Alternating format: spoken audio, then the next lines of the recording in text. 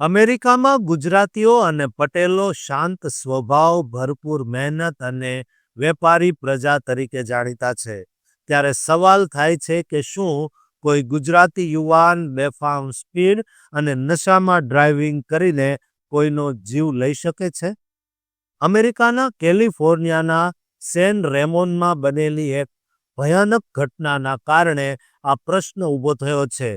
ગુજરાતી મૂળના એક પટેલ યુવક પર 150 માઇલ કલાકથી વધુની ઝડપે ટેસ્લા કાર હંકારીને એક મહિલાનો જીવ લેવાનો આરોપ લાગ્યો છે અને તેની સામે સેકન્ડ ડિગ્રી મર્ડરનો ગંભીર ચાર્જ લગાવવામાં આવ્યો છે. તેની પાછળની ભૂલો છતાં શા માટે તેની ડ્રાઇવિંગની પરવાનગી મળી? જાણો શું છે સમગ્ર કેસની વિગતો અને કેવા છે તેના કાનૂની પરિણામો.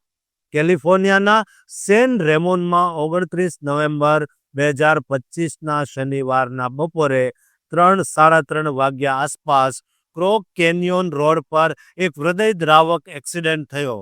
આ ઘટના થેન્ક્સગિવિંગ વીકેન્ડ દરમિયાન બની હતી.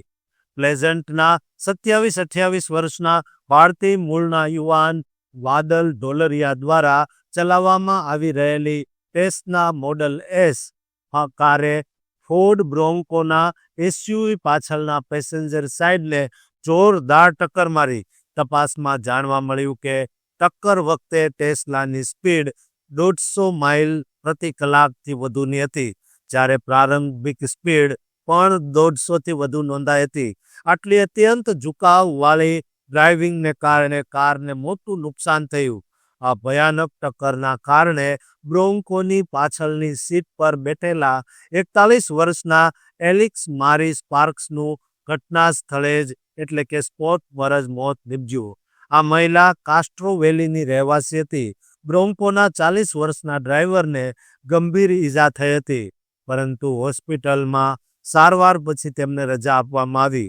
ટેસ્લા ચલાવતા ઢોલરિયાને પણ લઘુ ઈજા થઈ હતી અને તે પણ હોસ્પિટલમાં સારવાર લીધા પછી છોડી દેવામાં આવ્યો હતો.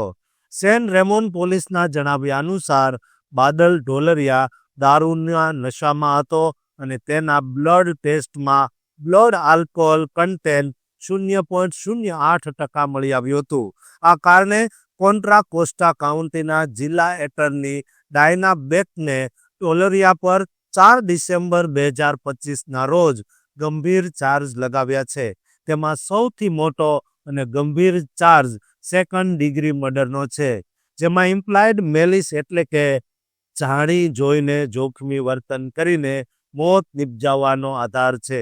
આ ઉપરાંત તેના પર ફેલોની DUIના પણ 4 કાઉન્ટ લગાવવામાં આવ્યા છે, જેમાં ગ્રેટ બોડીલી ઇઝા એન્હાન્સમેન્ટ પણ સામેલ છે.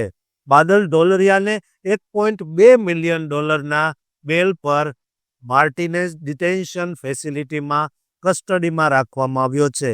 તેને તમામ ચાર્જને સ્વીકારવાનો ઇનકાર કર્યો છે અને નોટ ગિલ્ટી પ્લીડ કરી છે.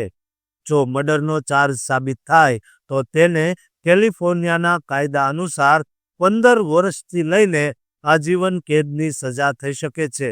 ચિંતાની વાત એ છે કે આ અકસ્માતથી માત્ર 2 અઠવાડિયા પહેલા જ ઢોલરિયાની અન્ય એક અનરિલેટેડ ચાર્જ પર ધરપકડ કરવામાં આવી હતી, જેમાં રેકલેસ ડ્રાઇવિંગનો સંદર્ભ મળે છે, પરંતુ તેને ત્યારે છોડી દેવામાં આવ્યો હતો.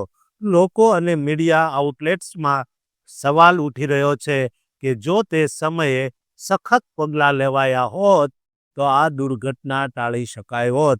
આઈ વિટનેસના કહેવા મુજબ દુર્ઘટના પછી ઢોલરિયાએ મૃતક મહિલાને કારમાંથી કાઢવાનો પ્રયાસ કર્યો હતો. તેને અટકાવ્યો હતો. લોકોએ આ સમગ્ર ઘટના DUI અને હાઈ સ્પીડ ડ્રાઇવિંગના ભયાનક જોખમોને પ્રકાશિત કરે છે. દોસ્તો, મારી અમેરિકામાં વસતા તમામ ગુજરાતીઓને એક જ વિનંતી છે કે આ પ્રકારના દારૂના નશામાં ક્યારેય ડ્રાઇવિંગ કરવું નહીં, કારણ કે તે આપણું ડિપોર્ટેશન પણ બની શકે છે.